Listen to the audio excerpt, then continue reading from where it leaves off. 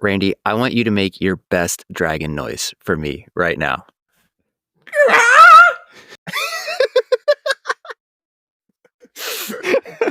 How was that?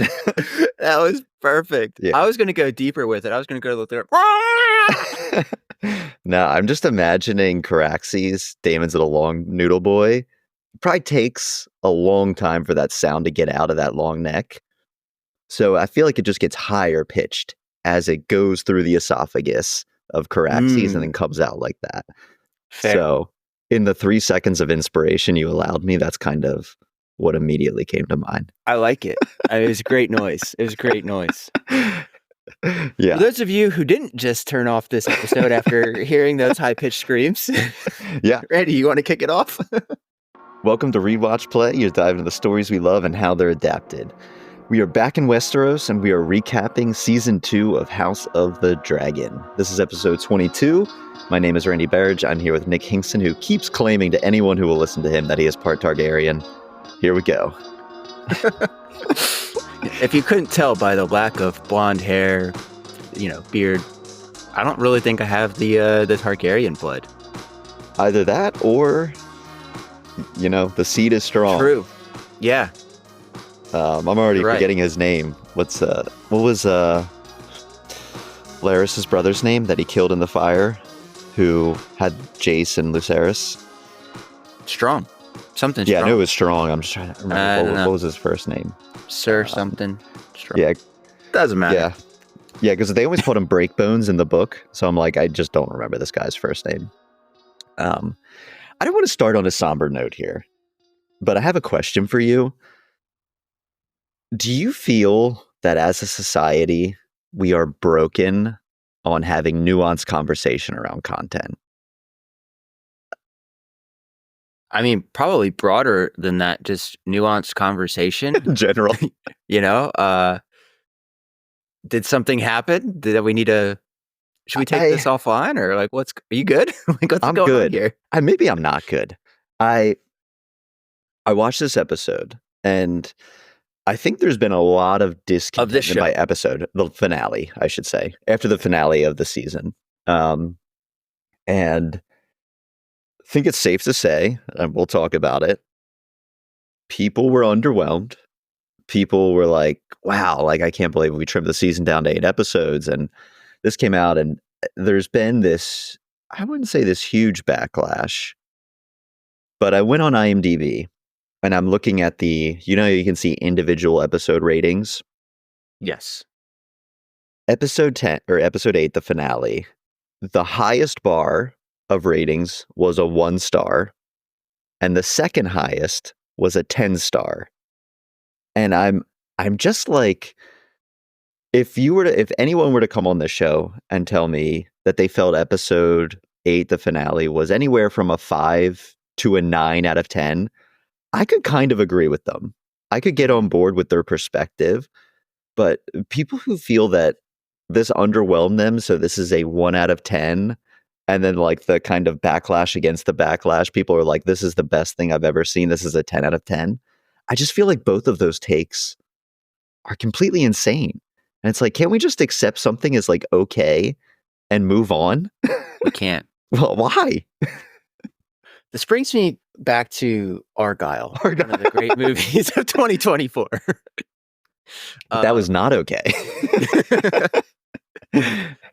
No, I think it's 2 things. I think one is you're correct that there is a lack of nuance when we talk about most things in life these days. You have to pick a camp and that's the camp you have to die in, that hill you're dying on, right?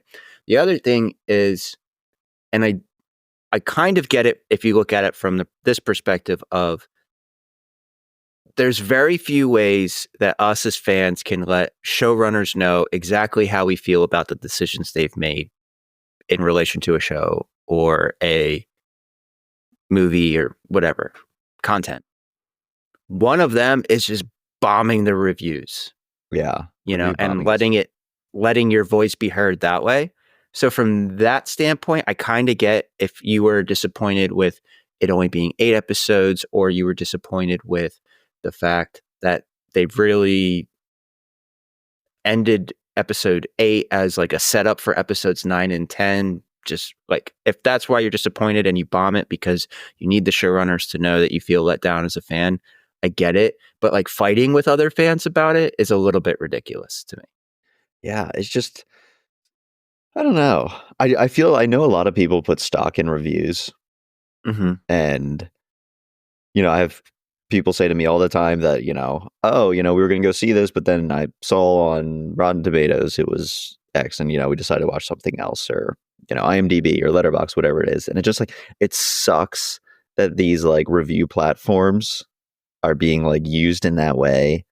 Yeah. And it's just so frustrating. And I get it. Like, not everyone has the luxury to be two white dudes sitting on a podcast discussing this. Two white dudes with a podcast. With completely intelligent, nuanced, galaxy brain takes. But yeah, probably the two smartest individuals on the internet. I don't know. Yeah, I guess. I've heard it said before. That's all I'm saying. Yeah, not everyone can be us. And that just frustrates me that not everyone can be us. But I guess I should accept that fact. I will say one of the things that drives me nuts about Rotten Tomatoes specifically is Rotten Tomatoes. The binary nature of the tomato meter and the popcorn bucket. That's not how bucket. Movies work. You either liked it or you didn't, and it's just the number of people who liked it versus the number of people who didn't. But so 51% more people liked it than didn't, but you're still going to give it like an empty, tipped over popcorn bucket. That just feels like that's inherently wrong. Like as like a image to what you're saying here. Yeah. They didn't rate it at 51. 51% of people said it was good versus 49% of people who said it was bad. So objectively, the content should be enjoyable to most people. Yeah, it's a great point. I'm glad I did not have to get on my Rotten Tomatoes soapbox and you did it for me.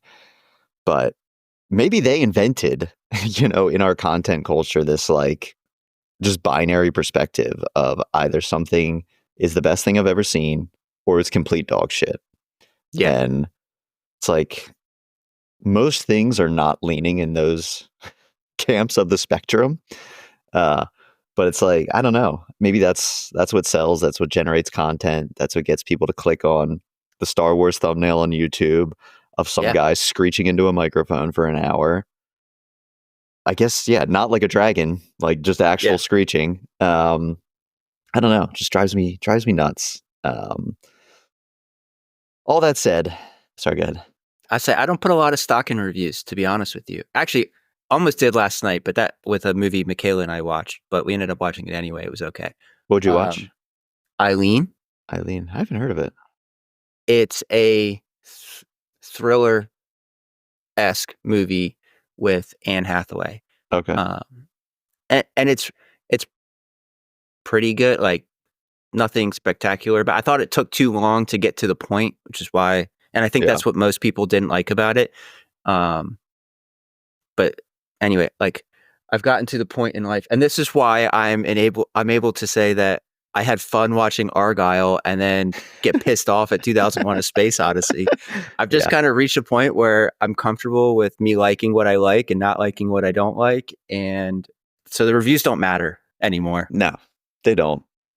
Yeah. I mean, and I almost these days try and not to read things before I go in to see them, because I feel like reviews and trailers, all of it just spoils things so heavily anymore. I get that marketers have a job to do, and that's to get people into the movie theater or to buy their streaming service, but it's just tough. I feel like the only time I really, really like, I don't even like to use the word hate, but hate something is when I feel it's made with extremely cynical intentions, in poor taste.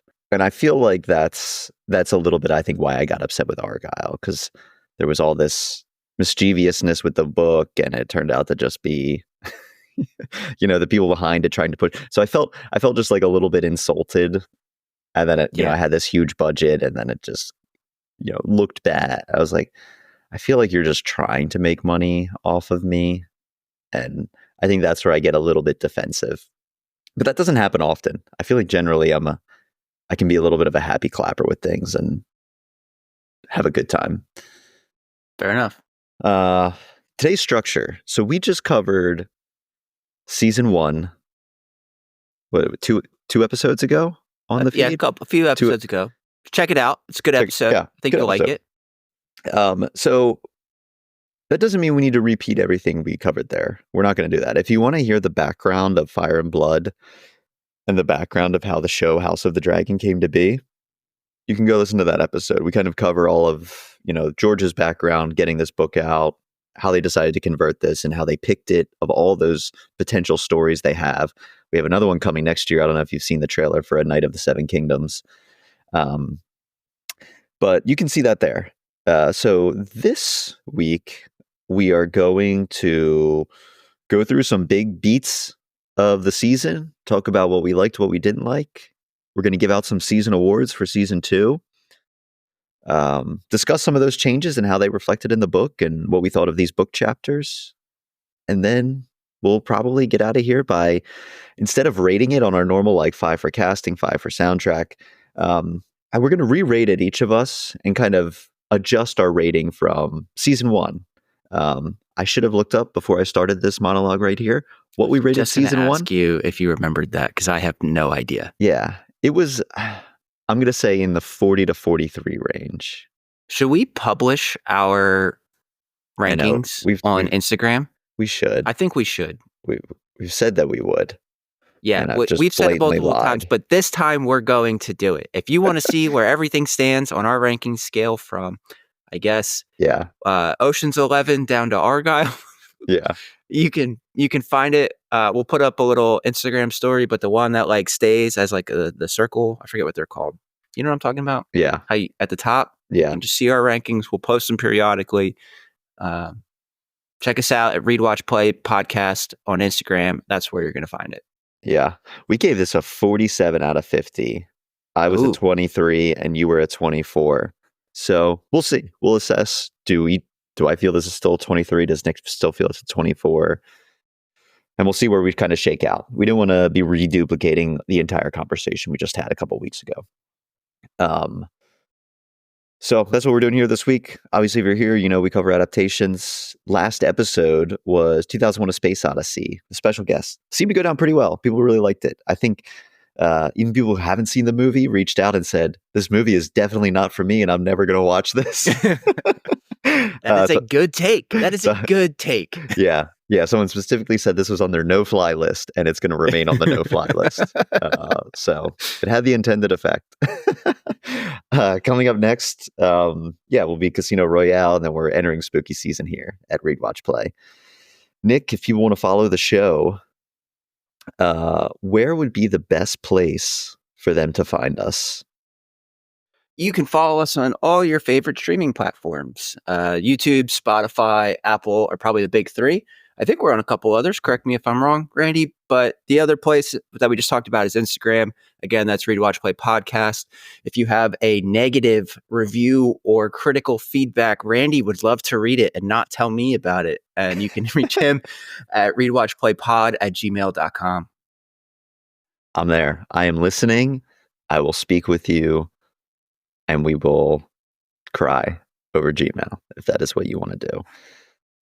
I will say, if you do like the show or you did enjoy an episode, please follow us on Spotify or Apple. It really helps us get our name out there, and we appreciate that more than you know. So, to those who have subscribed, thank you so much. And to those who will, we appreciate having you on board. Yeah, absolutely. I mean, I'd say the 3 most important things someone could do if they like this show and or like Nick or I, which, good luck for doing that. Listen to the show, obviously. The following it is really helpful because as what I'm understanding with these impressions on Spotify is I notice it for me when I follow a podcast or subscribe to one, it pops up on my homepage, which is like a big indicator in the Spotify algorithm of how many times you're showing up for people. It just helps new people find the show. So that's super helpful for us as a new podcast. Spoilers. We are going to be running up through the end of season 2 in the book as well. So we'll probably give Vamp a little bit about our thoughts on the season and stuff before we're in major spoiler territory. But if you haven't watched season 2, if you haven't read the book, you're going to need to get out of here soon, but we'll let you know when we're starting to really spoil stuff. We will not be going past the season 2 spoilers, though. For those who've read Fire and Blood, it kind of really, the end of season 2 in Fire and Blood really backs up to a major event in Fire and Blood that kind of bleeds right into it. So I think both Nick and I are a little spoiled on what's to come in season 3, which could be influencing our perspective on how season 2 went. But we will resist those so we don't bring you down in our spoiler fest. Nick, any pew-pews you have? No, because I started writing them, and then I realized that the pew-pews I have are both what I wanted to ask you about the book and the awards that we're about to give out, at the end of this discussion. And I kept writing them, but I kept getting to where I was just spoiling future parts of the show. So I think we can just jump right into the book. I have one dumb pew-pew for you. Oh, do you? Okay. Yeah. What would your dragon name be? Ooh, my dragon? Man, I wish I had thought about this before. Kevin? Kevin? Could you imagine if everyone... There's Vhagar, Syraxis, Kevin, Sunfire. That'd be amazing. That's like, I love when people just name their pets like regular ass names. Like, oh yeah, this is Bruce, my cat. Yeah, Kevin would be an amazing dragon name. I have a follow-up question to that. What house do you think you would be in, and what house would you most geographically want to live in? Geographically, I'm going to say either live in King's Landing as whatever house I'm in, or probably Dorne, because they're both southern climates. Yeah, Dorne is my go. And I can't not live in a southern, at least a mostly southern climate. Yeah. I don't know if I really want to do winters anymore after living in Texas for so long. It's really where I'm going with that. What house would I be a part of? That's a great question. I don't know. I feel like I'd probably end up somewhere in the Riverlands. Yeah. It just feels kind of where I fit. I don't know. I could be way off, but that's just a gut feeling. First reaction.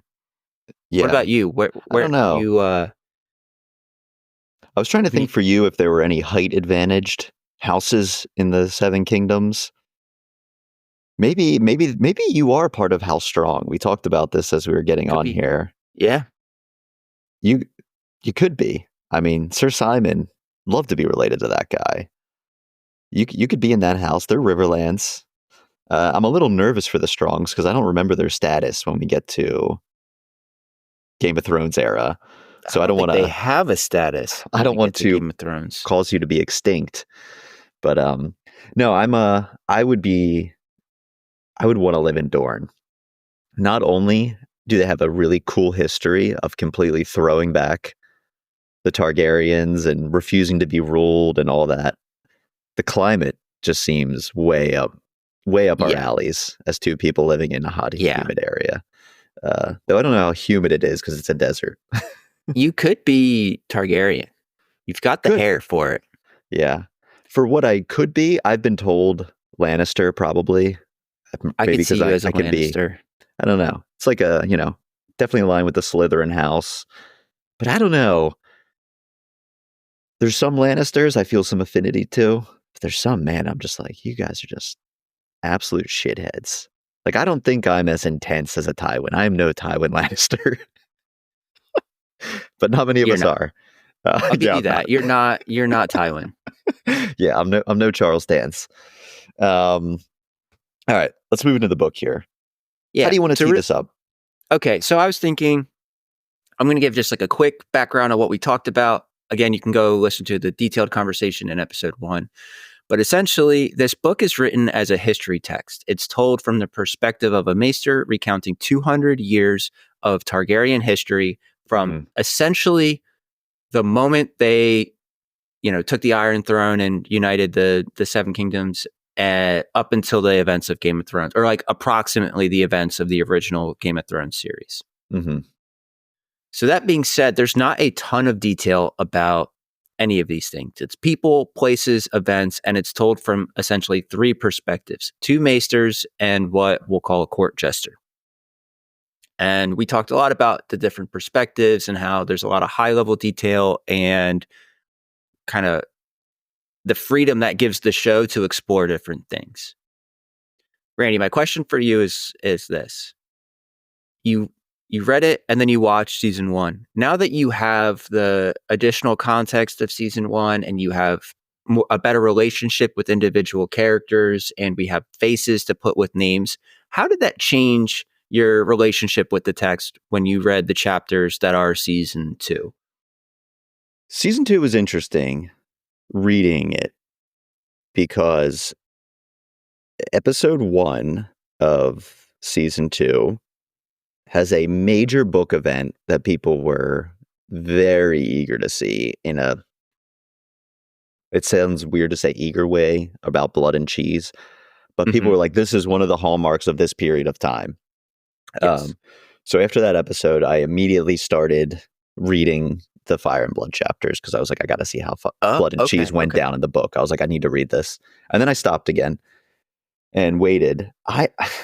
What was really weird about this time for me was that I counted it yesterday. There are 22 pages that cover everything in season 2. It is extremely short, especially compared to season 1.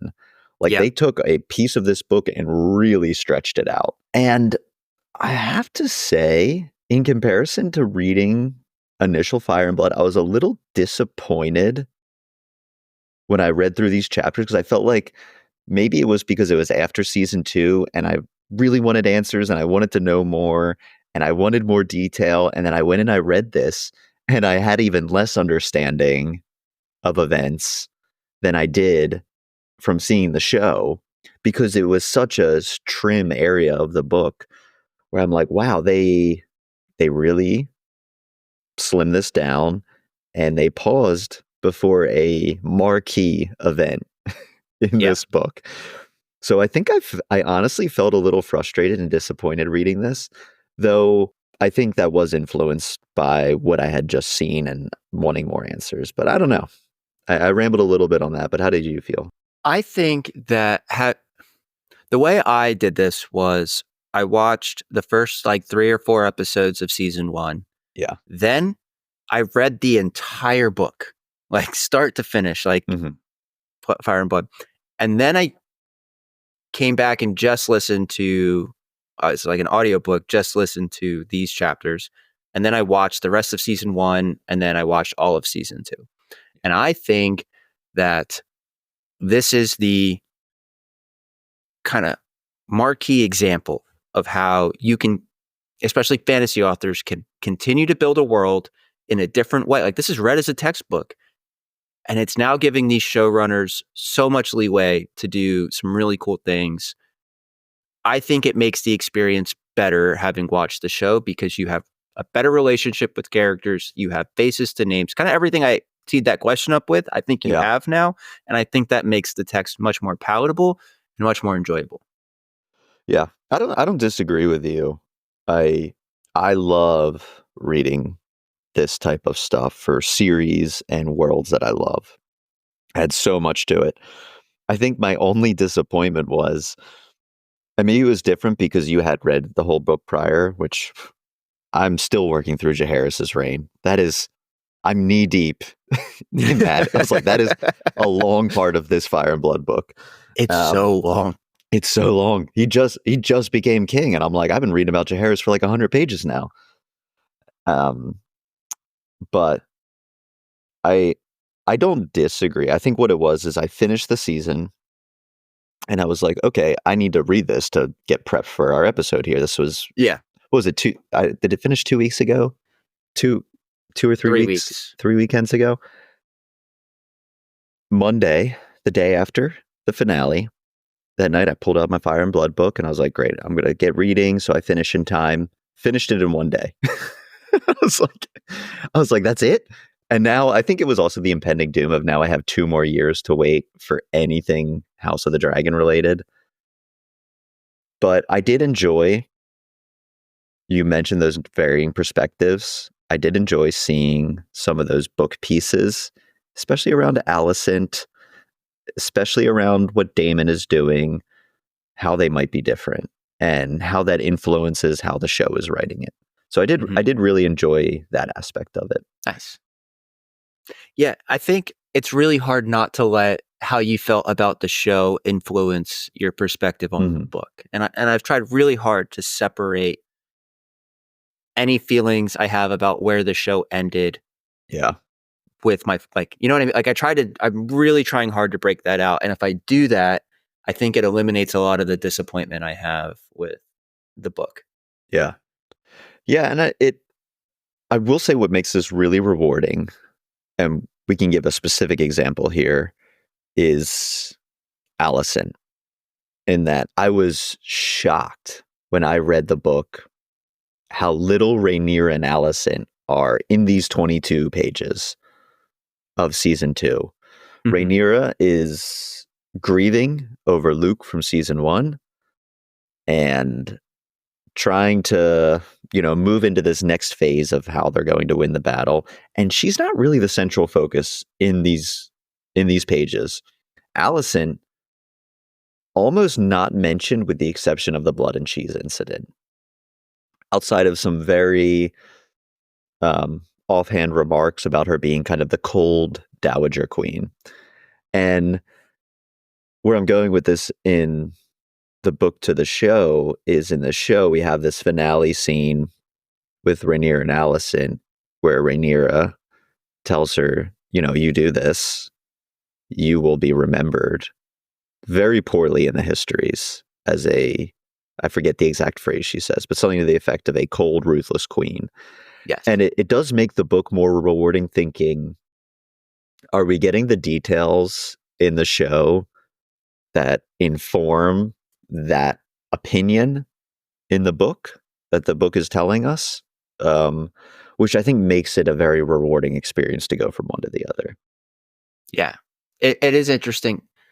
And you and I can talk about this after, but that's a little bit of a spoiler for the next few seasons, because right before that, she says history is told by the victor. Yeah. And then, so I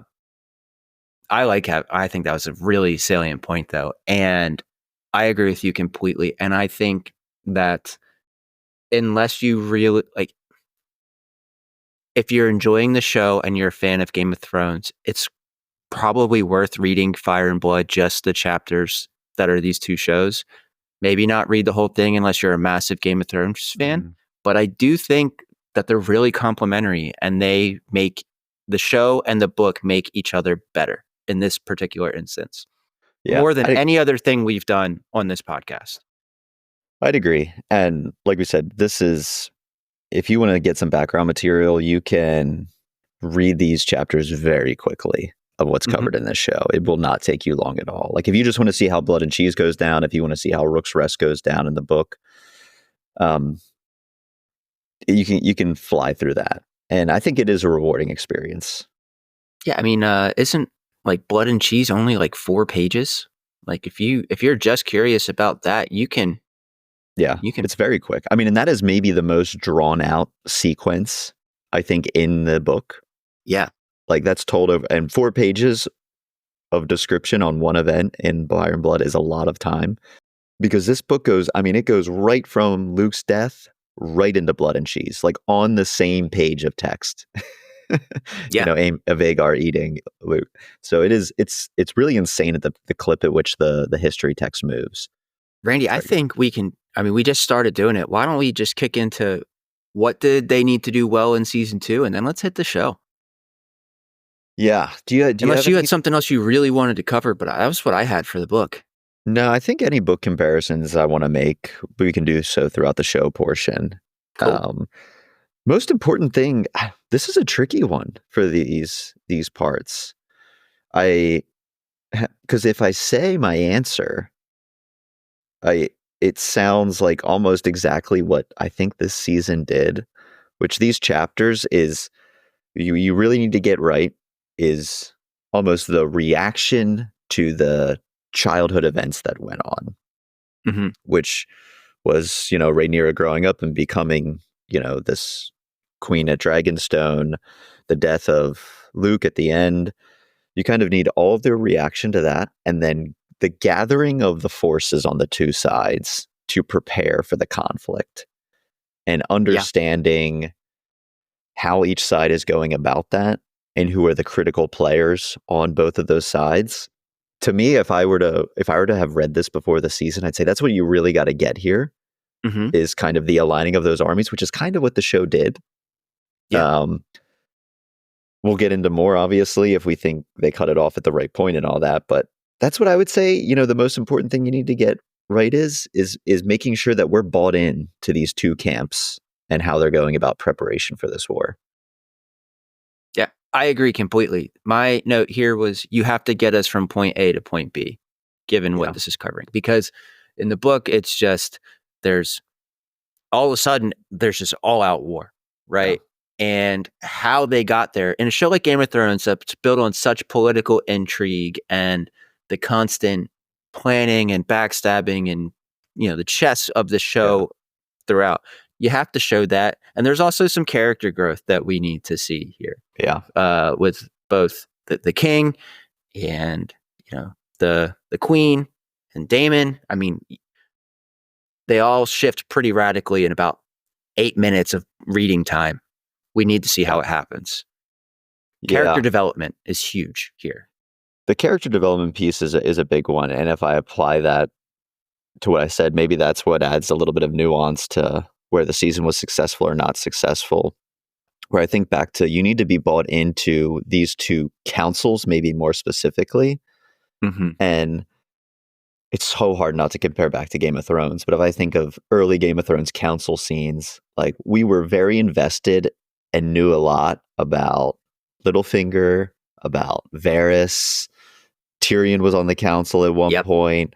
I'm forgetting the Maester's name in the early seasons, but they were just a true cast of characters that you were deeply invested in, and they kind of needed to replicate that for both the green side and the black side, and I think varying levels of success in doing so.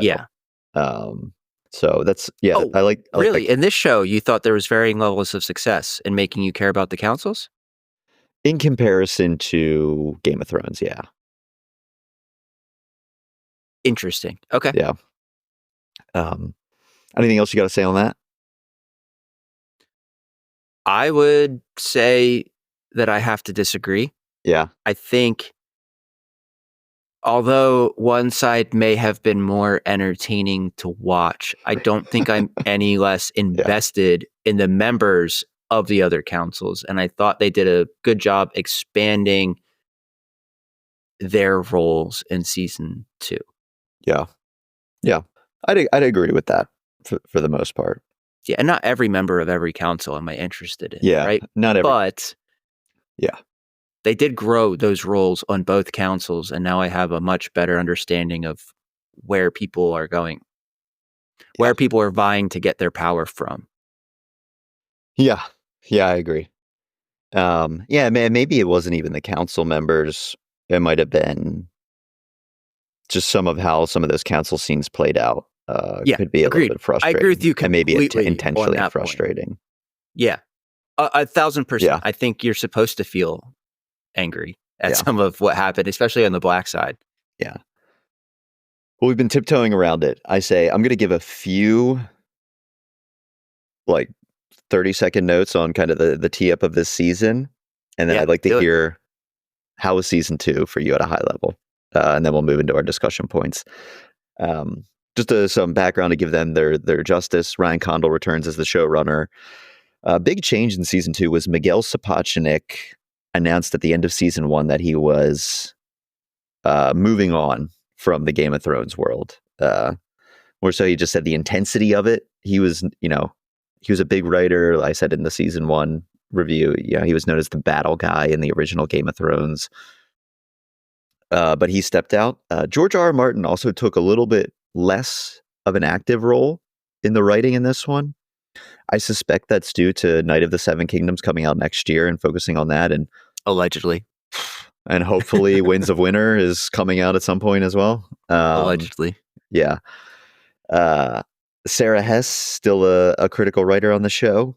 If you want to know a lot about kind of the behind the scenes stuff, I always tell people to watch The House That Dragons Built on HBO, which is like the 10 to 15 minutes background they do on every episode. Really good stuff. Like, especially the prop. You could just geek out on how they do the props and the sets for this. It's really cool stuff. More fun than I could expand on in this podcast. So Nick, as two things of you, give me a quick synopsis of what goes on in season 2 of House of the Dragon, and then how did that season deliver for you? Yeah, so I think to sum it up in one sentence, season 2 is the Greens and the Blacks consolidating their power and aligning all of the kingdoms of this world on either side, and how they're getting there, because we are about to see all-out war. I think season 3 will be very action-packed, and this is the middle ground between where we were season 1 and how we're getting to season 3. Yeah. Is that fair? I mean, I think, we're seeing the fallout of the end of season 1. Mm-hmm. And like you said, we're seeing the gathering of the forces in season 2. That's leading towards something. I'll say we got a little taste of what these action scenes will be like in the battle for Rook's Rest. That episode specifically, I think, I know we're going to talk about it, but that episode was awesome. Yeah. So season 2, how'd you feel about it? Like many others, I was really disappointed with shortening it from 10 to 8 episodes, especially knowing what they took out in 9 and 10, which will probably be 1 and 2, if not 2 and 3 in season 3. It just felt like it ended prematurely. I thought the episode itself was great, and if we were talking about the finale as like, oh, this was the 8th out of 10 episodes, it'd probably be a 10 out of 10 with how it set everything up. Totally. But as a finale, to keep me on the hook for 2 years, I think it fell a little bit short of that. So that's my criticism. I thought some of the things that we're going to talk about were really cool. I also thought they grew / introduced some really fun and interesting characters for me.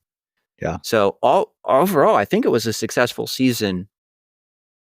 I don't think it was as successful as it could have been, and I'm a little bit annoyed that we have to wait 2 years. But I don't know. I thought it worked. How did you feel? Yeah. Did you feel differently, or like majorly differently? I didn't feel majorly differently. I am on record in season 1 because we were 3 episodes in to season 2 when we recorded that. And I think I said at the end, I was like, man, Nick, this season has been out of this world. And I thought the first 4 episodes of season 2 were really incredible. All of the lead up to Rook's Rest, episode 1 was, I thought, nuts, kind of ending already on blood and cheese right away, and then moving into the setup and then that battle at Rook's Rest. I was like, this is like, the gloves are off this season. We're getting amazing character development. We're getting really good writing. We're getting these huge set pieces. And I felt that what they needed to do after Rook's Rest, you have to downshift after an episode like that. Everybody needed it. That was an anxiety episode. We wanted to see dragons fight. We saw them fight, and I felt awful about it. But the issue is they kind of downshifted, and then they just stayed there. And I like those palace intrigue episodes, and I love, people in rooms talking type of shows and movies. But there was nothing to kind of deviate from that in terms of that setup in the second half of the season.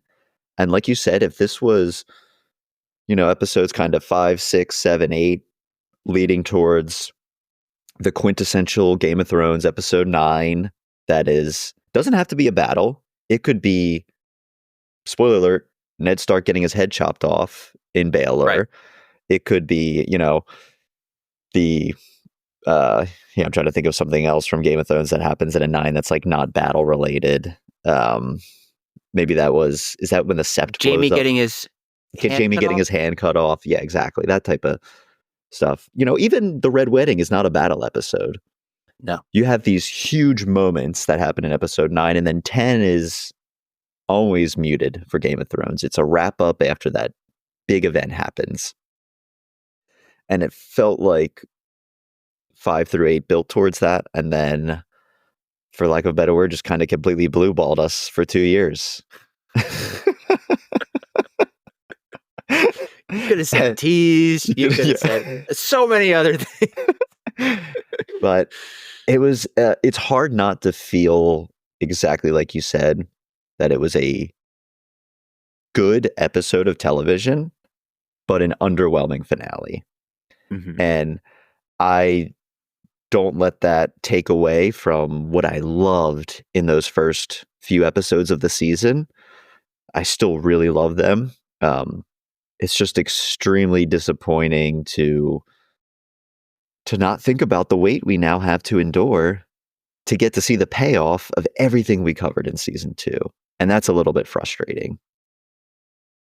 I mean, speaking of those first 3 episodes, blood and cheese. Yeah. Let's hit it.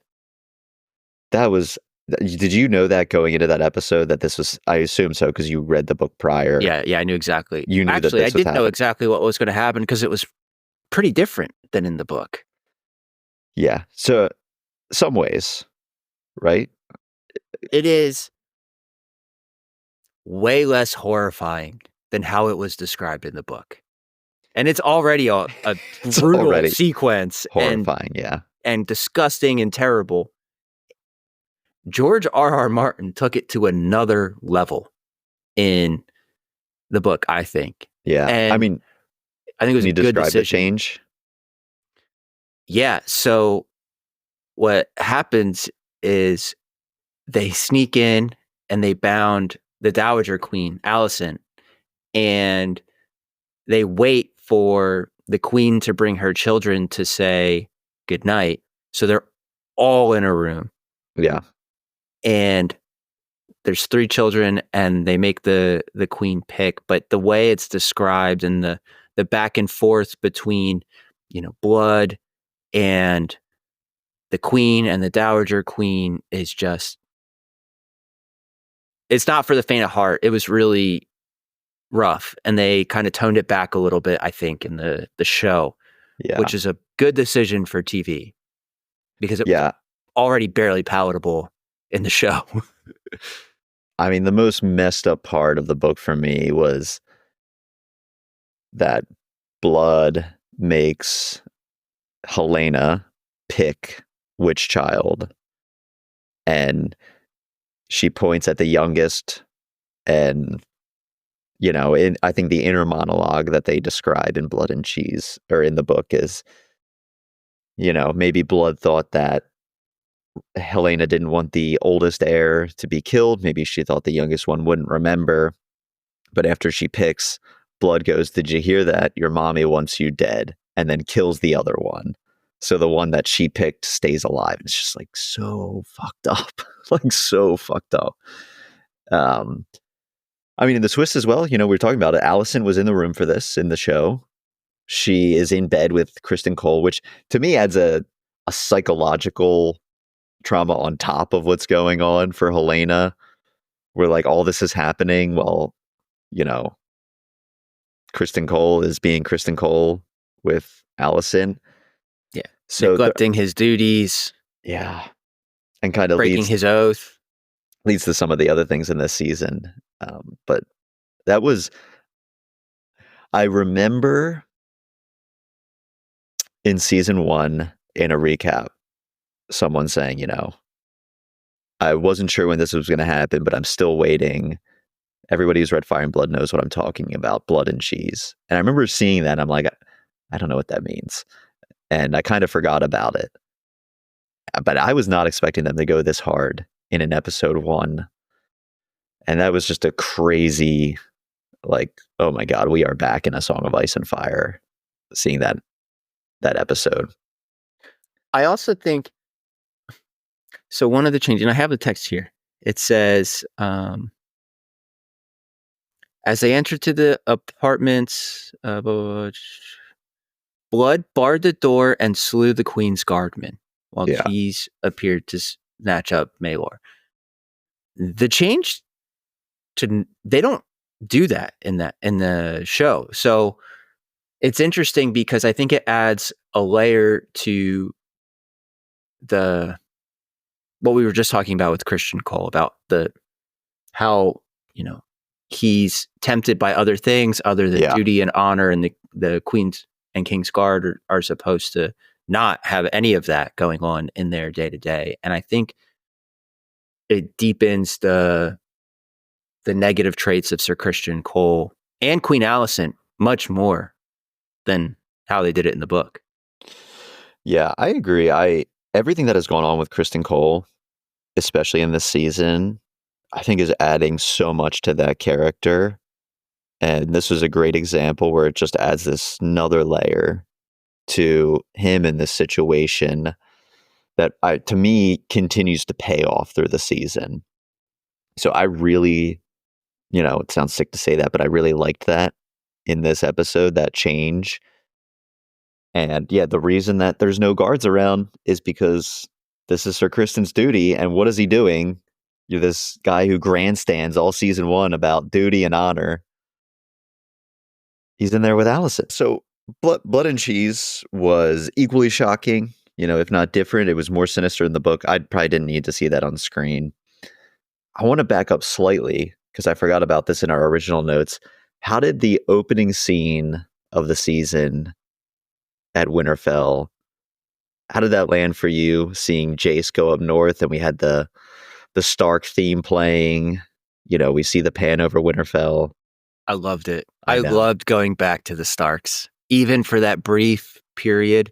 And the fact that the whole time the Starks have known about the Fire and Blood, they've been preparing, and they fully understand the stakes, it seems, from the very beginning. I know it's like people could say it's a little bit of fan service to, return to the Starks and get excited about that. But it's let me tell you, book. Also, I'm a fan and I am serviced. I am happy. Like, I do not care. Give me the Winterfell theme. Give me the pan over of Winterfell. I was so happy. And it is in the book. I almost am disappointed in the show of how little time we spent with Jace and Cregan Stark, because in Fire and Blood, they become pretty great friends. Jace stays there, they describe, I think, for months, and is like building this relationship with the North. They're a very similar age. They're both, new into kind of, or will be new in Jace's case, into power. And we don't get that. We get kind of this view of like he's there for maybe a day and Cregan Stark takes him to the wall, and we get that amazing North accent that the Starks have. And, panning over into the North. And it was just excellent. Like it made me so happy and excited to return to that. And I wasn't sure, because I'd seen the show first, if this was something that existed in the book. And I was so happy when I read the book and realized that this relationship is even deeper than was shown. So just hit hard for me going back to the Starks. It's interesting what you said about fan service, because if I think back to Star Wars, episode 7 was just completely fan service, kind of moved the plot forward, not really, but you could tell. Force Awakens, is that? Yes. The first one of the sequel trilogy? Yeah. Yeah. I'm like, this was fun, but I don't know where you go. Like, I don't know what you really do from here, right? And so maybe that's not like that. I was like, I don't know if you should have done it this way. Here, with that fan service, one scene, maybe 2, 5-10 minutes, give the fans something to like, of a 8 hours of television, do it. 10 times out of 10, you should do it as a show. Yeah. Like, especially if it A, is faithful to the source material, and B, moves the plot forward in a meaningful way. Why Yeah. wouldn't you want to give the fans a little bit of fan service in that? Totally agree. And I think the only thing that disappoints me when I think about this in terms of the whole season was I saw this episode and I was like, wow, Jace has some real great sort of conciliator skills of going out and being an ambassador for his mom and being with the North. And I was really excited of seeing him bring the North more into the fold and them down. And we see him go to the Twins and he does a great job there as well, I thought, with the phrase. I love that scene. But I felt like even in the second, fuck the phrase. Yeah. They're the worst. It's just like it's funny seeing other houses where like there's good and bad people throughout history. Man, fuck the phrase. Phrase. But it was really disappointing to me that we kind of didn't see more of the North preparing and get to spend more time with Jace up there, or Jace doing more of this instead of, kind of being stuck in Dragonstone, kind of being upset with some of the decisions made. And I'm not saying, because I don't think that's inaccurate to what goes on in some of these sections of the book. And I'm not saying Jace had to be there, but I almost would have loved to have a little bit more of a tie back in the later half of the season to the North gathering to come support Rhaenyra. Or just one more scene with Craig and Stark. It felt like they dropped this character in to open the season where I'm like, wow, this is going to be important. And then we literally never see him again. Well, we did close the season with the Greybeards. The montage. Yeah. Yeah. Yeah. So you kind of get that. Yeah. See your point. I do feel that would have just been true fan service if they had done that, because I'm trying to think of what else from that we need to forward the plot when we're, if we're trying to set up more of the fire and blood prophecy, maybe. But if you're just talking about setting up for the war and why the North took the position they did, I thought it was a good amount of time with them. Yeah. I guess there's two things influencing me. I would have loved to have seen what kind of the Starks' status is at this time in the North, because and how the other houses feel aligning behind. Like, is there any, because the Riverlands are a mess, an absolute mess. And I'd love to see, like, is the North completely whole and singular behind the Starks heading for Rhaenyra? Or are there any fractures within that group? And then two, what is influencing this for me is they shot a scene and they cut it out of Craig Stark and the North Army arriving at the Twins, with Craig leading, with direwolves, at the front of the army, leading them south through the Twins. And I'm like, that would have been okay. We fucking cut that. And I think, or maybe that we could talk about this here too. To me, that is a finale opener that you show that, because you showed this as the opener to the season premiere. And I didn't hate the Essos scene in episode 8 as much as some people did with Tyland or whoever Lannister you're there. I didn't mind that, but to me that's a new season scene where you introduce a new character, and bring them into the fold. Season 8, episode 8, a finale episode, we should be closing out the storylines we've built towards. So showing Stark with his direwolves and the North Army arriving to fight for Rhaenyra, going through the Twins, tying back to that episode where Jace was there, so we remember he set up this pact. That just feels like it was right there, and you could have given this to us, and you just didn't. You're absolutely right. You saying that, it makes complete sense. You're right. I'm just saying, you're right. You're right. You were spot on. I don't have anything to add. So it's so nice to just hear you say you're right to me.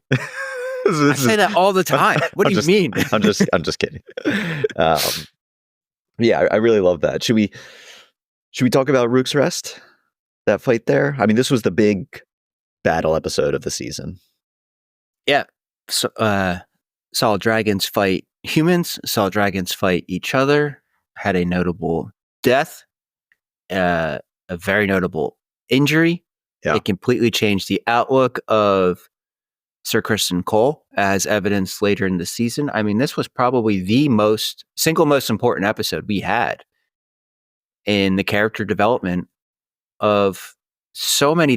It changes the sea snake's perspective of everything. I mean, it is the true like crux of the season. Is this episode 3, 4? Let me see specifically. Tell you in a second here. Was it as devastating for you to watch dragons like harming and be harmed? It was episode 4. 4. Yeah. As it was for you, probably not. I was too sensitive for this. The dragons are awesome, though. The way they've put them on screen. I mean, in a show that is going to revolve around dragons, they look amazing. Just from like a they do look so good. I mean, the show production standpoint, unreal. Yeah. Game changing, quite frankly. Because now that they've done that, there's so many other really great fantasy series where you would need to show dragons. Like, that's kind of the crux of it. And it's always been like, wow, why would we adapt this? Dragons are going to look silly. Not anymore. Not anymore. Not anymore. No. That's a little tangent, though. No. Yeah, you're right, though. The fact that they can make this look so good when dragons, unfortunately are not real, at least that I'm aware of. Unfortunately? You watched that episode and thought, unfortunately, these aren't real? If Criston Cole listens to this episode, he's going to have an absolute heart attack. Unfortunately, thank God they're not real. Yeah. No, this was devastating in all the ways. It was harrowing.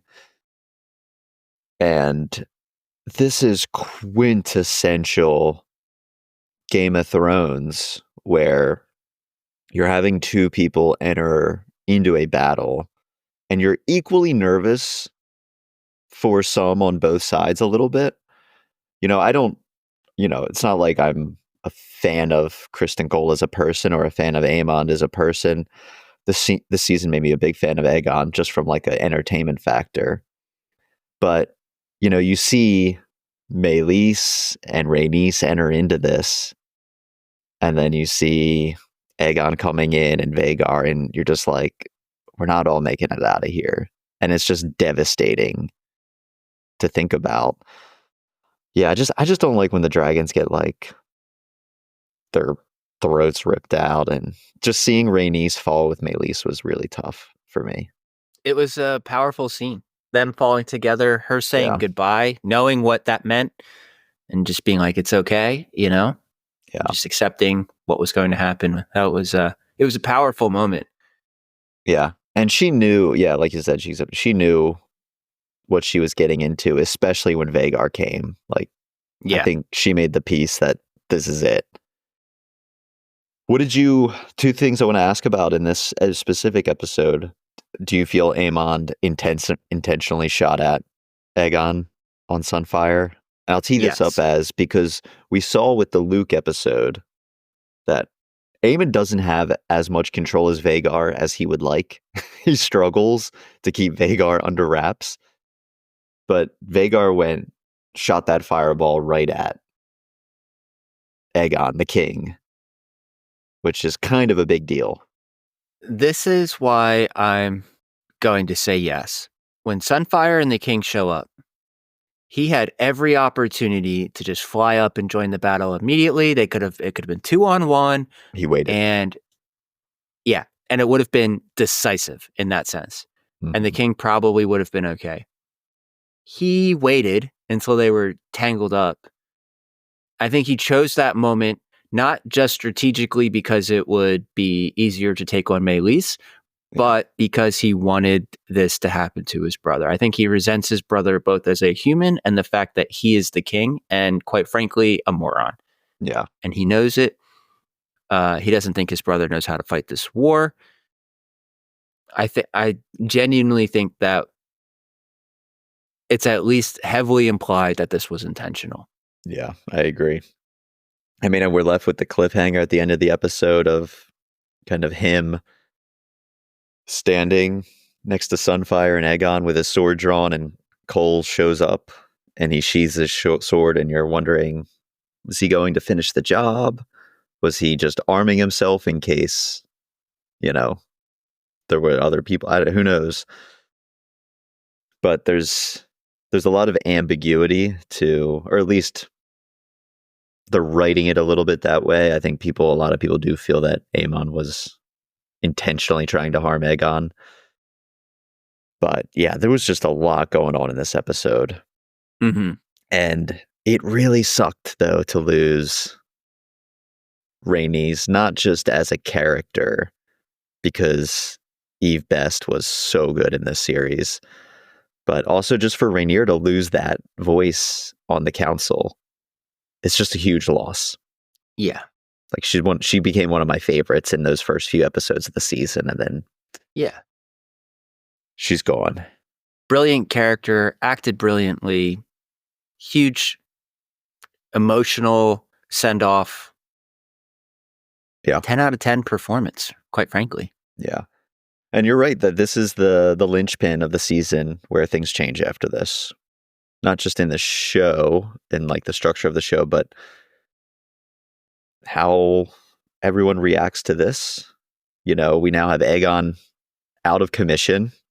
He said his penis has been like, what did he say? He was like fried like Exploded. A sausage, exploded. Yeah, exploded like a sausage. Yeah. It's like, oh, they're peeling his plates off of him.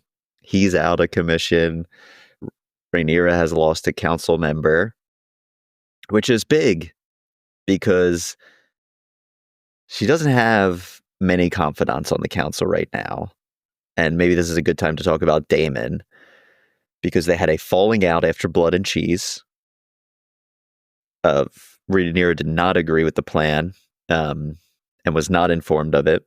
And Daemon goes off to Harrenhal. So my question for you here is, what did you think of the Daemon storyline this season? Do you think they made the right choice of having him kind of on a side quest of sorts in Harrenhal? I don't think they had a choice. I think this was the only choice because, and a little bit of a spoiler to the tech, not really because this is how the season ends, but Daemon all of the sudden falls in line in the book, right? And Daemon just accepts Queen Rhaenyra as the chosen, next in line. After how season 1 went with, his resentment for not being the heir and the relationship and with his niece, you have to show how he got there, or else it's just like a major plot hole. It's just like, Daemon switched. And I think it did two things. It, one, showed how the queen is building her land army, or, her troops, right? That needed to be shown anyway. And you need to show how Daemon has this epiphany that he needs to get in line, and he's seen the error in his ways. Yeah. You had to do it. I just don't see a way around that being, and especially with Matt Smith's performance and how crucial he is to the show. Yeah. I don't see a way around it. Quite frankly, it had to happen, and it had to happen in the way it did. Well, I guess not specifically the way it did, but they did it very well. Yeah.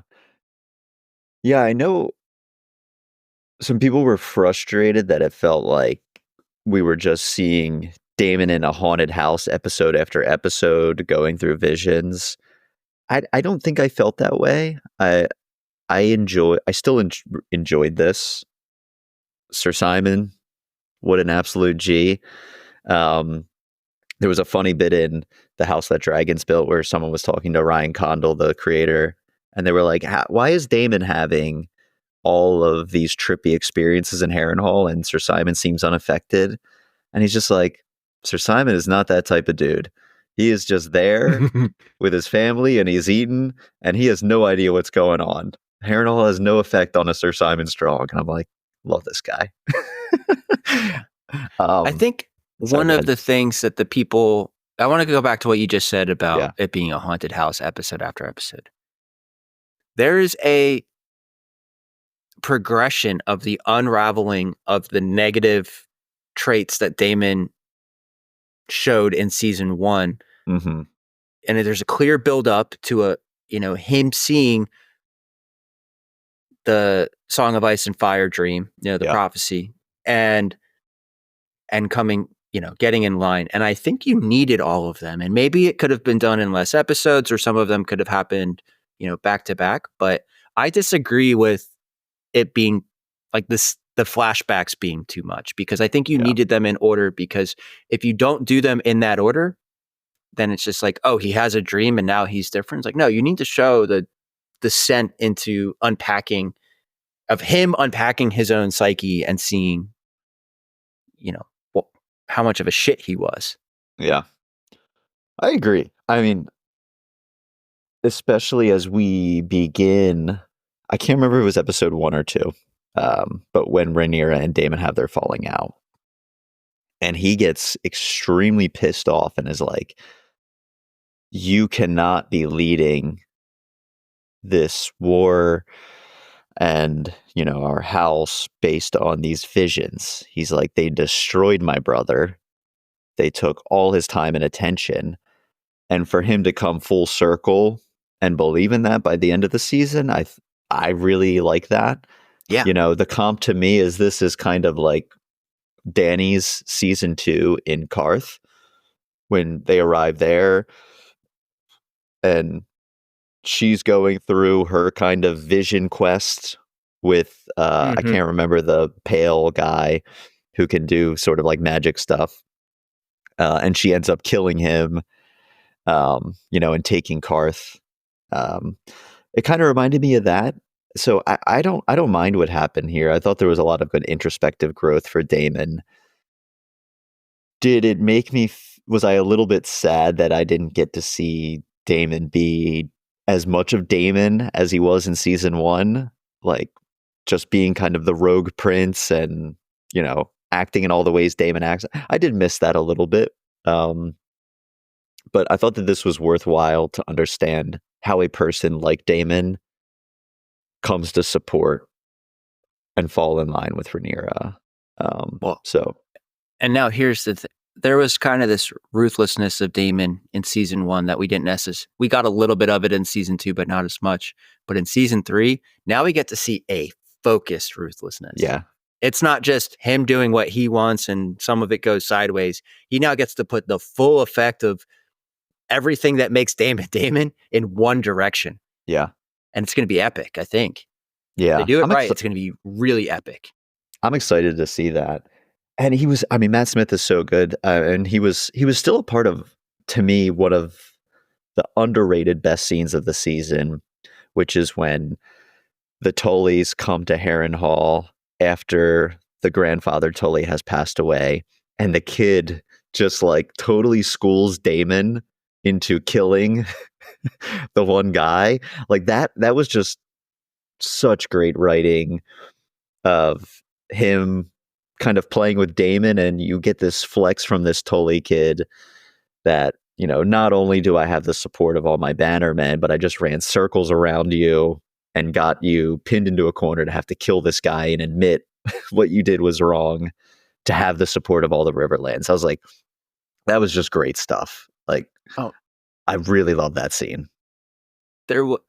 I think that the difference between how he faced the consequences of his actions in season 1 versus how he, like, visually on his face and with the music and everything and the decision there, with how he faced the consequences of his actions in season 2 was a big turning point in that character growth.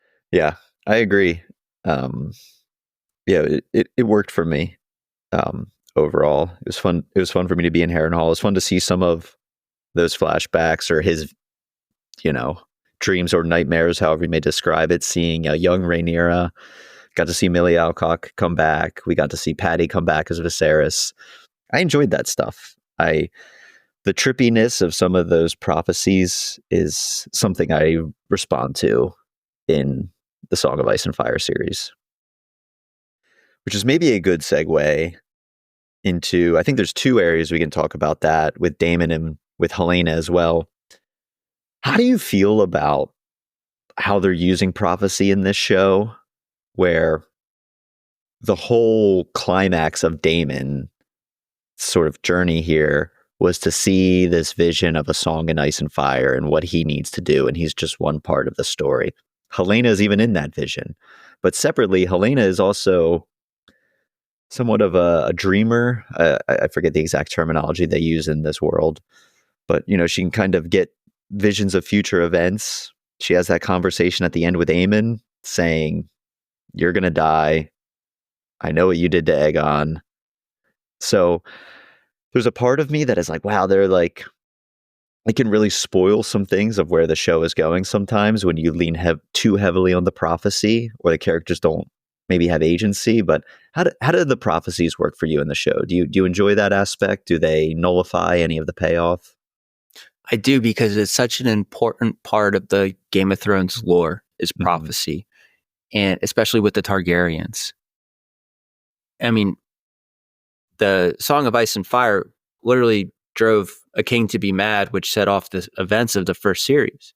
Yeah. And I think to shy away from it is a disservice to the world that George R.R. Martin built. And I don't necessarily think that it ruins anything. I think when you can put, fear in the eyes of someone who thinks they're invincible because they're riding the biggest fucking dragon the world has ever seen. Yeah. That's a powerful thing. And especially if you're going to change the decision making, or they're going to have some sort of, I don't know, like moment where they run or flee or whatever, you need to put that out there. Yeah. And even if that comes true or doesn't, right? Think about it. That happens, and then the new dragon riders are flying over King's Landing, and he chases them back to Dragonstone. He realizes he's been tricked, and that they were luring him in as a show of force to flee. It's like, it's even though you're on Vagar, that was a moment of pause, and he turned around and was like, "This is not a good idea," and that didn't happen before. Yeah. Yeah. Actually, I might have got those events. That might have flipped those events, but those types of things all lead into setting up how season 3 is going to play out. Yeah. One thing, because I said 3 minutes ago that I like prophecy in A Song of Ice and Fire. What I do hope they show a little bit is that prophecy can be deceiving as well in A Song of Ice and Fire, and not every vision or dream is correct. You have to take it with a grain of salt. And George does this so good in the mainline series, where when Dany is reborn with the dragons at the end of A Game of Thrones, there's the red comet. And you begin the second book with every sort of faction and religion believing that the comet is indicating something else, and they're having visions about it. And we don't even really have an answer to what it is, of what the comet means. You're just seeing how everybody is taking this event and warping it to their own perspective or the visions they're seeing. And I think that's really important. So I hope they show that sometimes Helena can be wrong.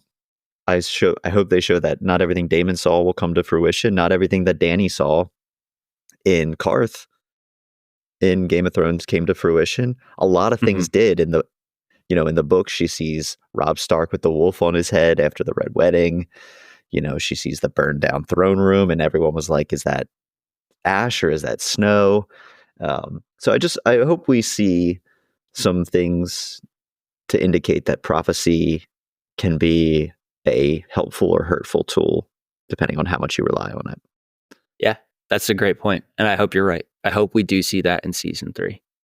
To close that out, How do you feel when you see the Night King in a prophecy? Because they have to routinely tie back to Game of Thrones, and I think some people they're having those PTSD effects that we talked about of how this ended, and maybe the lack thereof pay off with the Night King that they felt. Like, do you see that scene with Daemon, and does that resonate with you? Do you wish there wasn't as many tiebacks to Game of Thrones and that No, story? I think it works, and I think it works well. And I think if you're going to show that prophecy, we have the visual of the Night, regardless of how you feel about how it played out. We have a visual of the Night King, and long before the end of that show, people were saying the Night King looks really cool, right? It's just like a very cool aesthetic villain. Yeah. Why would you not use it to show the same exact prophecy of where you're going and the tie back to those events? I just wouldn't make sense to not use it.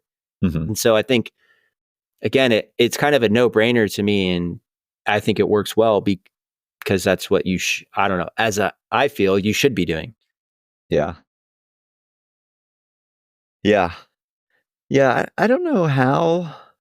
I see where people are coming from on not wanting to see the Night King, because they feel like it didn't matter as much in the show. But as a avid book fan of A Song of Ice and Fire, to me it's like, if this all isn't about the Song of Ice and Fire and the connection of the Night King and the White Walkers and the dragons and these different magic, systems in the world, then it's not Game of Thrones if it's not about that. But yeah, I can see a little bit where people are just like, oh, I just don't want to be constantly reminded. But I'm like, that's part of the story, unfortunately. Should we talk about Rhaenyra and Alicent and how they did in season 2?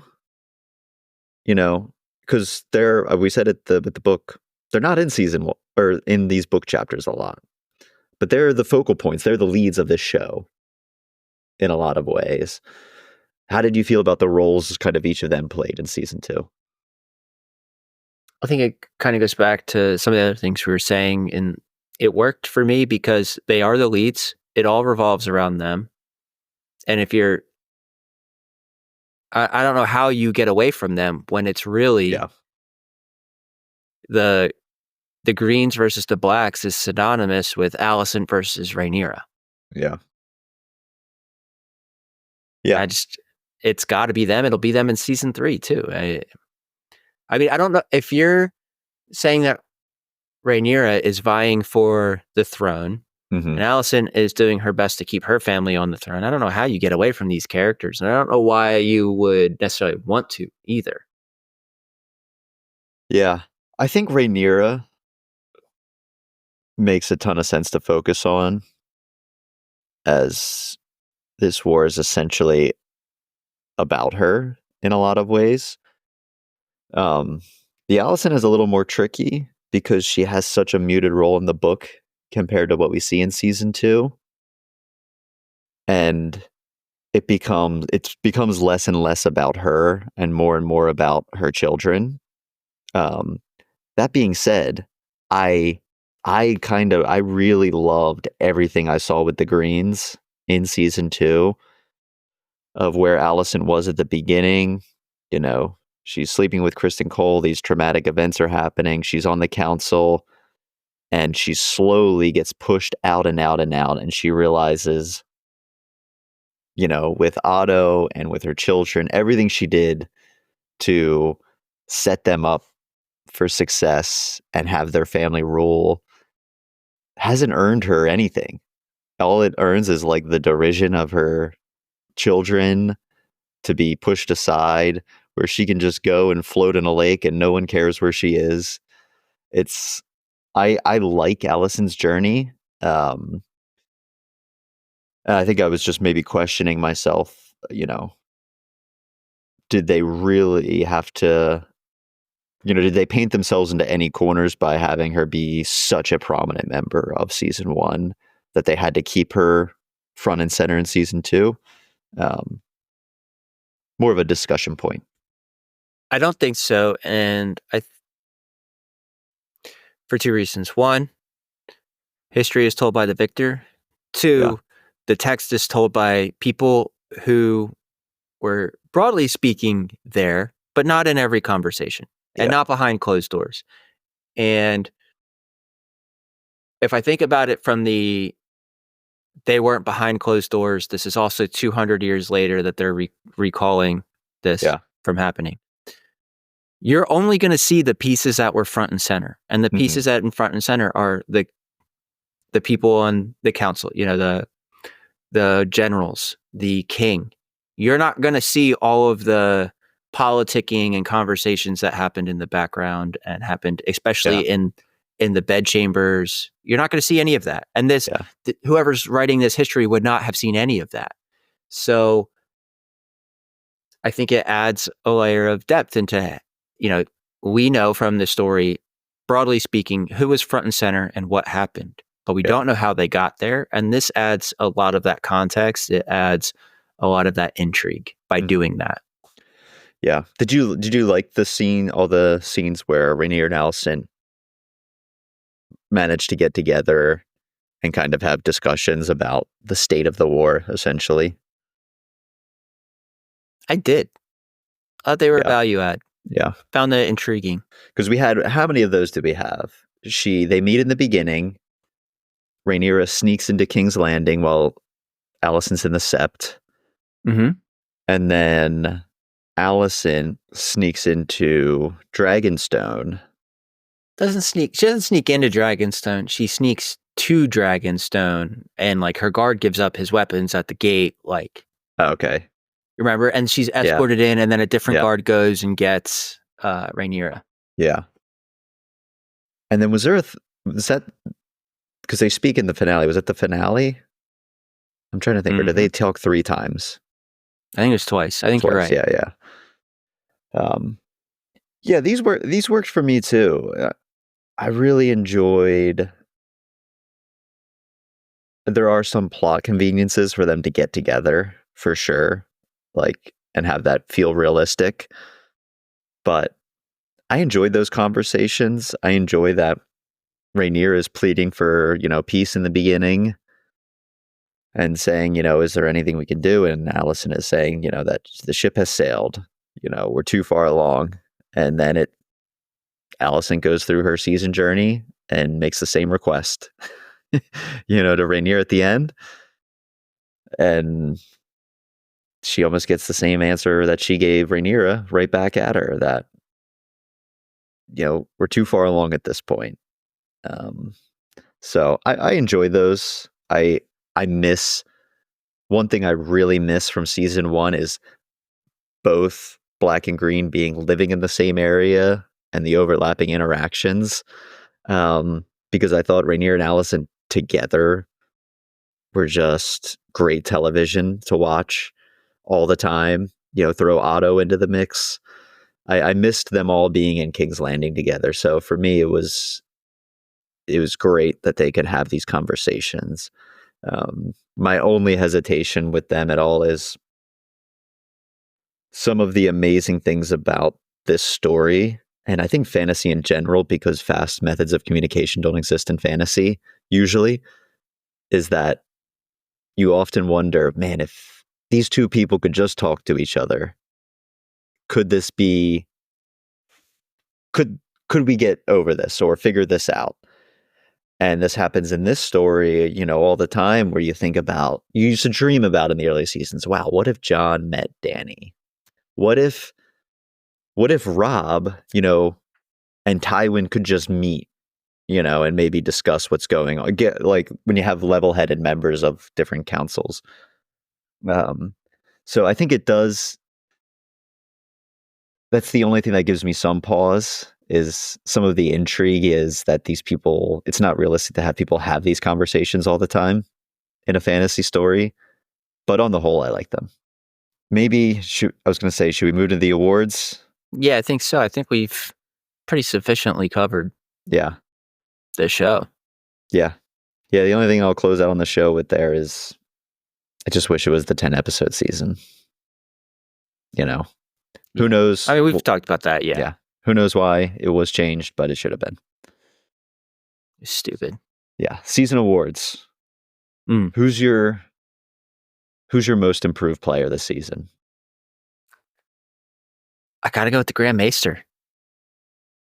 Orwell? Just, Yeah, he's great. had a much improved presence on screen, and I think the show was better for it. I think his characters, I like to see him on screen. I think he's a value add. I think there's times where you get to see him just go to town and do what he does best, and there's other times where you see him have to be very tactful with how he answers things, and there's that inherent fear of speaking to any of the Greens. So I think he's my pick for most improved because I really enjoyed it. I've really enjoyed it. Yeah, I mean because he's one of the authors writing in Fire and Blood, correct? He's the Maester, one of the Maesters. He's also just such a confidant of Alicent. Like, you get the impression that Alicent really trusts him. And it's nice in a world full of treachery when you feel that there is a character that is trustworthy. I think of a Davos Seaworth. It's you're given the sense of peace by them. And his role was really improved because he was just kind of another face on the council in season 1. And he is orchestrating, because I think Alicent is the one who asks him, like, I need to speak to Rhaenyra, like, and I need your full sort of a trust that we can have this happen. Discretion, yeah, that's the word that was just not getting there. That's a good shout. I like Orwell too. My most improved player, I'm going to go Tom Glyn Carney as Aegon. I thought Aegon did not end up the biggest winner of this season for sure, but I thought Tom Glyn Carney's acting was out of this world from beginning to end in this season. First, as kind of,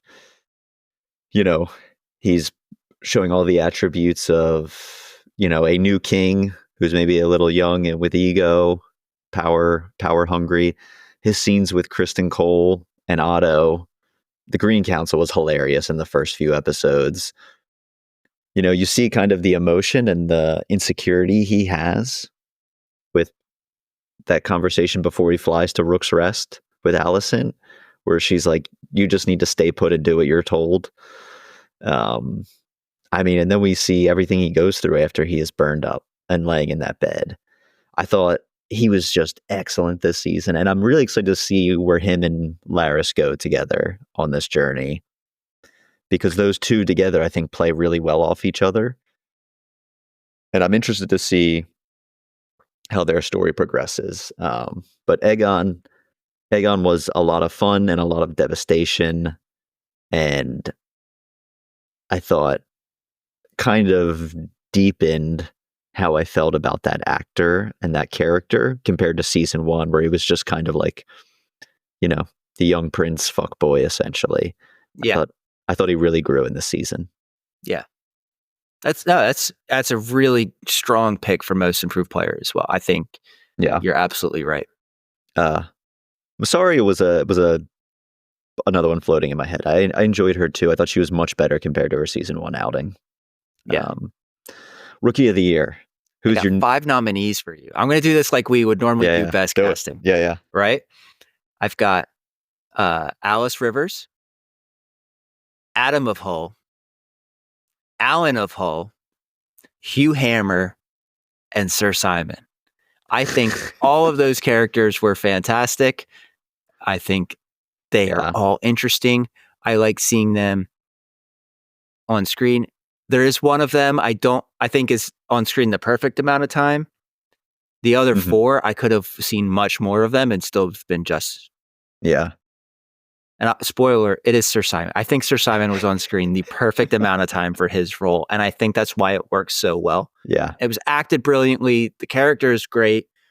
I don't know if I needed more. The other 4, they came on screen and I was leaning forward. I was like, oh, what's going to happen here? Yeah. That's tough. I agree. Sir Simon, we can give him the award of person I'd most want to have a beer with. You know, love Mhm. Sir Simon. Just eat some mutton chops with, a little flagon of ale. I don't know. Nothing big's happening. Maybe we go on a horse ranging party. Who knows? We can get into some tomfoolery with Sir Simon. Tomfoolery is the perfect word for what would happen with Sir Simon. Yeah, some good hijinks. Rookie of the year.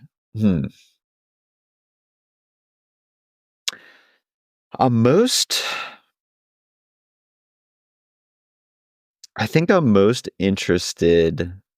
This is tough. I think if I'm going from a performance aspect, intrigue in the show, it's Alice Rivers for me. Okay. I can't remember the actress's name. We just talked Gail about Rankin. it. Gail Rankin. I am always intrigued by those type of characters that are like a Melisandre that Mm-hmm. are just a little bit different than everyone else around them, and in just kind of interjecting a little bit of the magic into the show. I thought she was really strong. I thought she had great chemistry with Matt Smith. I love the intrigue around where people were speculating, like, is she even there? Is she real? Yes. Like, I thought that was really Love fun that. stuff. Love it. So I really enjoyed her. I'm interested to see where. I don't think we didn't get enough of Hugh the Hammer for me to give it to him, but I'm interested to see how these part Targ Dragon Riders pan out. Who would have been your vote? I was between 3. I had Between all 5 of them. no, I was Alice, Hugh, and Alan. I was going back and forth because I think the dynamic Alan as a standalone character, Yeah. is good, like acted well, but the relationship with the sea snake, which is obviously why he's there, and the just kind of open defiance of the sea snake, and while the sea snake's trying to reconcile what he thinks could be a relationship with this person, was really intriguing to me. And I thought they did it really well. And I thought, both actors there played their parts beautifully. Yeah. Hugh Hammer's this like strong, stoic type who just wants to do right by his family, but also stood up to a dragon. Mm-hmm. Rah! Yeah. Screw you! Like, that was wild. Yeah. And that's ultimately why the dragon respected him, and he became a dragon rider. But I'm curious to see how. I just really liked how he was portrayed, and I'm curious to see where it goes. But I probably would have also given it to Gail as Alice Rivers, because I was in the same boat. No idea if this character's even there until Sir Simon looked at her. I thought she was fake, and then that made me question everything I knew when he saw her. But then I was like, maybe that's part of it. I don't know. I don't know. It was really awesome. Yeah. No, I agree. No love for Ulf the White. I'm surprised that guy didn't get his head chopped off in the finale. It's acted brilliantly. I can't stand that guy. Stand him. Yeah. But that's just a testament to how good this actor's portraying this character. Yeah. I want to throw a few thoughts at you on some of those, because you really liked Adam and Alan. Just to tie it back to the book a little bit, I really was sad when I read the book and realized how awesome their mom was. That she runs that like shipping galley under the sea snake, and she's like this kind of like crazy nautical, person who goes out and does a lot of the sea snakes, bidding of capturing areas and treasures. And I was like, this woman is awesome, and I feel that deprived that we didn't get her in the show. So I was really sad about that after I read it. I like those two. We'll see how it goes. I think I just feel so sad whenever I see sea snake scenes, because I love Lord Corlys. And I don't think it's going to end well for our guy, Lord Corlys. And he's just trying to get somebody to take Driftmark, and everyone who does keeps dying. And so I'm keeping my distance with these bastard sons of his, because I just don't see it going well. Only other nominee I throw in that you didn't mention was Gwaine Hightower. I loved Sir Gwaine and Kristen, their dynamic, and Kristen going full nihilism at the end. I just, their scenes, I thought together, just the journey of Sir Kristen Cole this season was so rewarding, I found, of him being in bed with Alicent in the beginning to wondering if any of this even matters at the end. I'm not even flinching when Gwaine's pulling his sword on him. So Freddie Fox killed it as Gwaine Hightower too, playing that pompous, wealthy lord. But those are all good nominees, and Alice was a lot of fun. Biggest loser. Who, you can take this as who regressed the most from season 1 to season 2. Not, in terms of performance, but in terms of their character in the story. Who just took the biggest L of the season? I mean, obviously some people died, and that's probably the biggest L you can take, but calling their death an L. Who ended the season in, the worst state for you? Could be a hot take, could not, I don't know. Alicent. It's tough. Her stock plummeted as a political operator.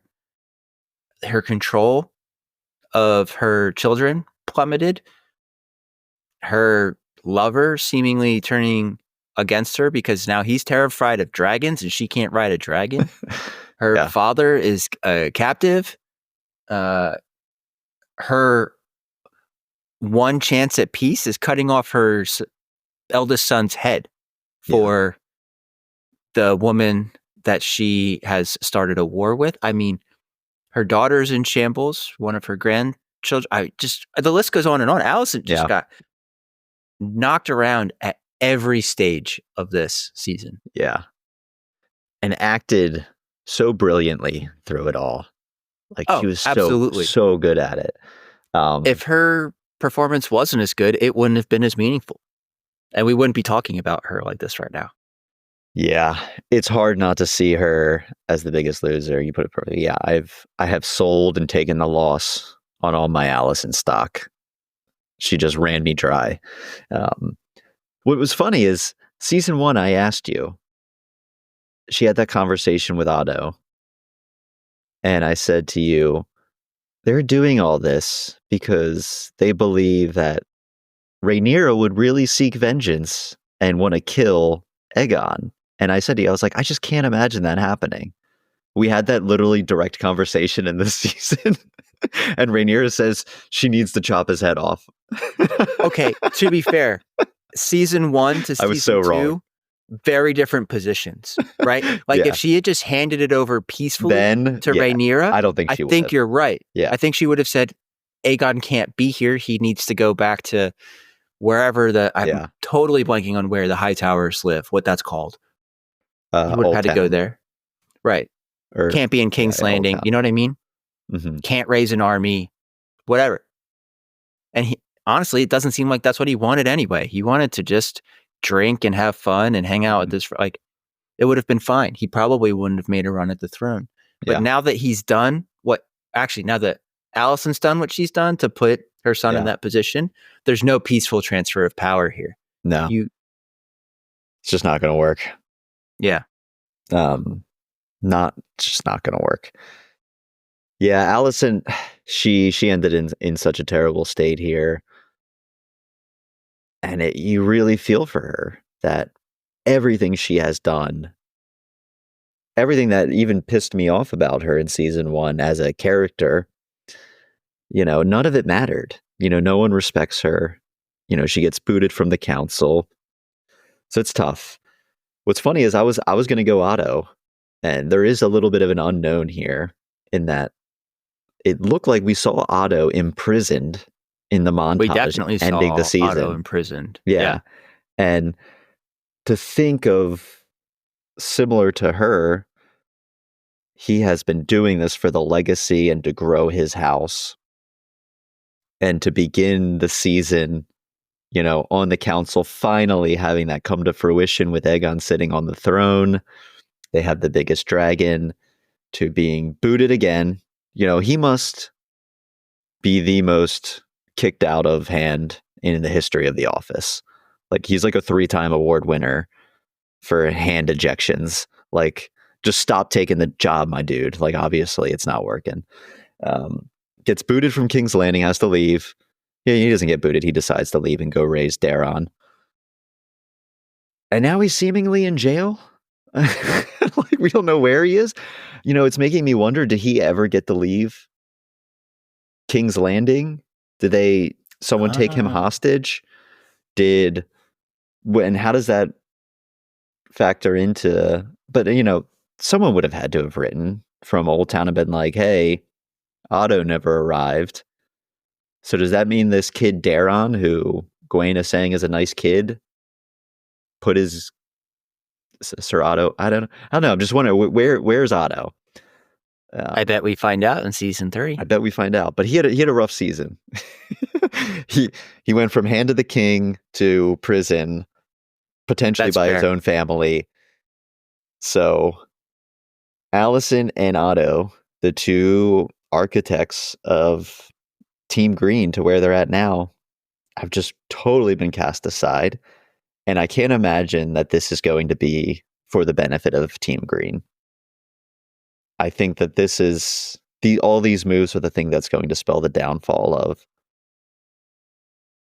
of this house.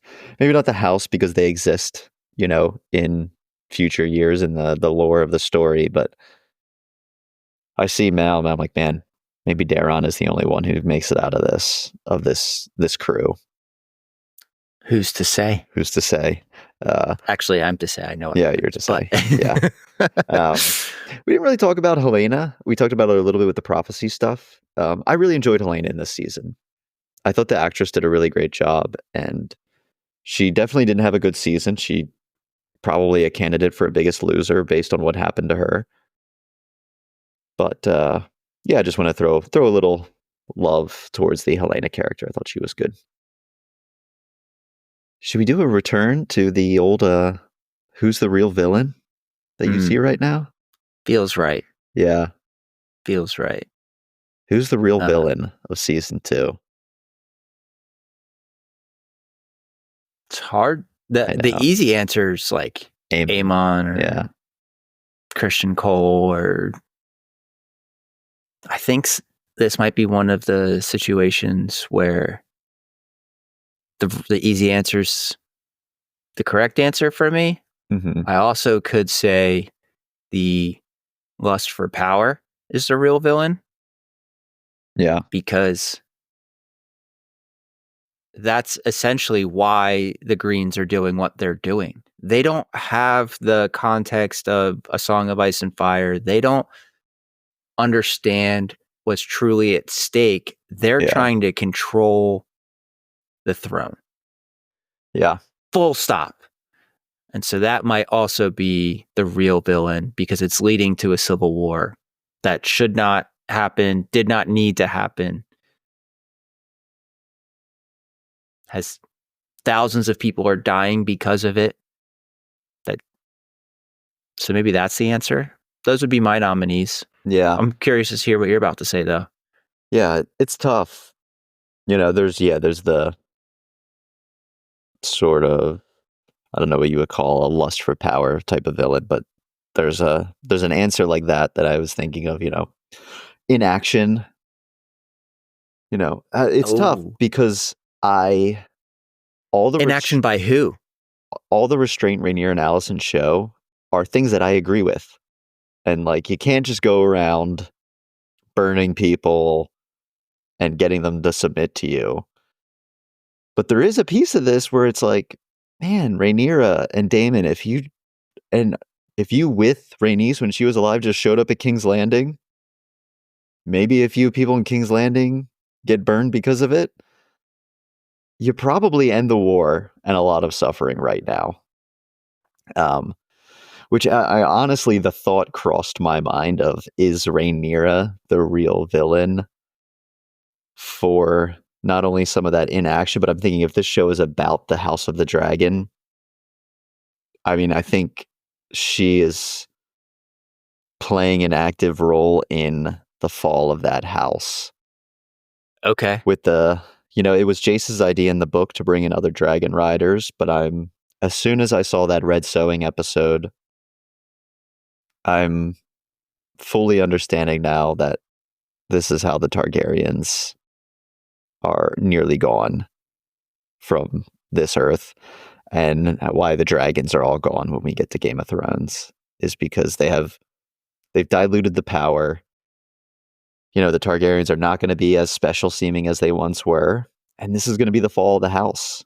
But I can't call her the real villain because she's going to carry on the story of A Song of Ice and Fire through her line. It has to happen. At least that's what I'm assuming. So I don't think she's the real villain. So I've just vamped for like 3 minutes on this, and I have no idea what my actual answer is. It's tough. I'm going to give my answer the Lust of Power. You gotta pick one. Rapid fire. Yeah. Let's go. Yeah. I'll say inaction. Okay. Is the real villain here. Those are good villains. Yeah. Best episode. I was gonna say, I know the next one you have here is best episode. The Battle for Rook's Rest, or I'm assuming that's your favorite as well. Or did you have a different answer? Yeah, I think that is probably. Let me just take a quick look at the episodes again. Rook's Rest was pretty lights out in every fashion. Yes. I thought the Red Sewing episode, for as much as we said the second half of the season downshifted, I did enjoy that 7th episode a lot. I thought it was really good and is going to be so foretelling of where we head in this story. But top to bottom, Rook's Rest is the best episode. The Red Dragon and the Gold is the actual name, but I think that's the clear winner here. Yeah. Yeah. It doesn't have the season 1 to me. There were 4 or 5 episodes that we were like debating between and we both had different answers. I just don't think it hit that way as it did. But still good. Yeah, agreed. Season MVP. Sir Simon. Sir Simon. We got to get Sir Simon on the pod. Let's reach out to this guy. Who do you got? This is a tough one for me too. I am not, you could have said, if there was not that Helena Aemon scene, you could have said Aemon is one of the biggest winners or the season MVP here because he is essentially moving into the king role and running King's Landing in this council. He had the big win at Rook's Rest. But I think his stock fell a little bit in the final half of the season, especially when he got turned away from Dragonstone flying there. I'm not sure if there's a real winner this season as I'm thinking about it. I would say it's not a winner, it's MVP, right? Yeah. So if I'm thinking about it as not the winner, but the MVP, I would probably give it to Daemon, because Daemon falling in line after having united the Riverlands and getting that ground army, and also being a dragon rider, and also being somebody that both dragon riders and the ground armies and potentially the naval armies will look to lead them into battle. That's a big time move for the Blacks, and might make him the most valuable player on that team right now. Yeah. I mean, you could make the same argument for Jace, as he is bringing the North, one of the strongest forces in the realm, into... Well, he's also not bringing the main part of the North's army. He's bringing the Greybeards, which, not to say that they're not an elite fighting force, but that's not the entirety of the North. Yeah. Well, he's secured Stark. That he has. Who all of the North falls behind. and then secured passage for them to get south faster through the Twins. He had a real good. I think what's weird is with Jace is in the book it's his idea to introduce these new dragon riders. Mm-hmm. It was also his idea in the show, but then also in the show he was a little upset thinking about how this will diminish his claim. So I was a little confused in the show on Jace, but he had a big season for what I'm assuming is going to be the end victory for someone on the Rhaenyra side. I don't know if it's going to be Rhaenyra. Jace took some big swings this season that paid off for that team. That's fair. I think Jace was initially on board when he thought it was going to be all nobility that would potentially be dragon riders, because it wouldn't diminish his claim. But when you make a commoner and other bastards dragon riders, Jace felt threatened. Is what I would say to that. Is kind of my reaction to what you said. Yeah. He did take some big swings. He's not to diminish the North, but he's just not the warrior that Daemon is. His dragon's not as big. He's not as good with his sword. He's not leading the army. He just made the alliance. Daemon's truly going to be the general of that army. Mm-hmm. It remains to be seen tactically how Jace is, but I gotta, my stance, I gotta give it to Daemon over Jace. Yeah. Not that Jace didn't help immensely. Not trying to take away from Jace did, but yeah, it's telling for this season, not from like a quality standpoint, but from the story standpoint. Not a lot of people came out on top by the end of this. Everyone feels like they're almost in a worse state than they began in. And I think that's a little bit about what this story is then. Any other awards or things we haven't discussed that you want to say here on House of the Dragon? Can't wait to talk about this again in 15 years when the next season comes out. Yeah. Maybe the next book will almost be out by the time season 3 comes out. Oh my God. I don't even want to think about it. So let's re-rate it. What would you give season 2? Now, how would you gave it what did I say last time? A 24. A 24 out of 25. And I'm going to give it a 22 and a half. And the reason is where they chose to end it, knowing that there was a multi-year break coming up. Mm-hmm. That was kind of a disservice. It has nothing to do with the episodes and how good those 8 episodes were. Yeah. It just feels like a little bit of a disservice to the fans. I feel like when they come back in 2 years, the memory of the show won't be as strong as if you had just taken the hit now and done what we know will be 9 and 10 or 1 and 2 or whatever. I don't think it ended on a strong enough note that people are they're going to have to really work hard to bring it back in 2 years to the same level that it's going out at. Yeah. I think for that reason, I'm knocking it 2 points, which still is a high score. I'm not, I agree. I mean, I think with what we both expect episode 1 or 2 to be of season 3, I think they'll bring people back. I'm going to go, so I was a 23 for season 1. I'm going to drop it down to a 20, which is a B. Wow. That's a big drop. Yeah. I mean, I feel episodes 1 through 4, I enjoyed more than season 1. I was probably a 24 out of 25 for the first 4 episodes. The last 4, I think they were just in kind of a B- territory for me and really brought me down.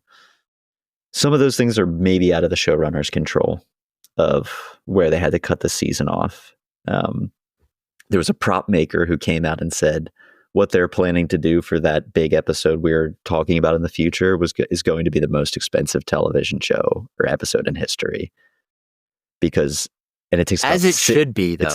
They said it was going to add about 6 months to the schedule of shooting, which kind of makes sense. Wow. To why they couldn't get it in. Is that because of what they have to build for it, I or think the so. CGI that will go on the back end? I'm sure or... all of it. All of it. And that's why we have to wait 2 years? Is that... It seems to be a factor, that on top of timing, on top of the cost, for the season. There was also a lot of contention that season 2 continued to film during the writer's strike because House of the Dragon said, we're done writing, so we can film, we're okay. And there was thought that if they included in episode 9 of 10, they wouldn't have gotten the writing done to start filming before the strike hit. Oh. So I think there's a lot of things at play here for why. Okay.